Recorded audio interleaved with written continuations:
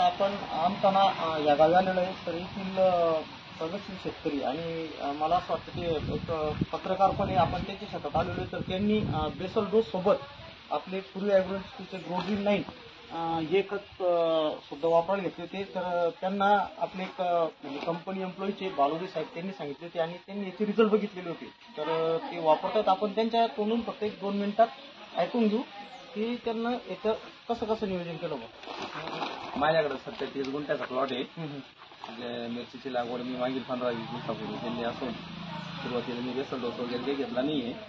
मग आता झाडं थोडंसं सेट झाल्यामुळे मी जे तर आता बेसल डोस घेतोय. बेसल डोसमध्ये तर 10-20 एक मायक्रोन्यूटन आहे आणि सगळ्यात महत्वाचं हे जे प्रोडक्ट आहे गोल्ड 9चे हे मला म्हणजे थोडीशी दुसरीकडून पण माहिती मिळाली आणि प्रोग्राम शेड्यूल पण मिळाला होता 2 दिवसापूर्वी की बाईचा रिझल्ट चांगला आहे हे घ्या.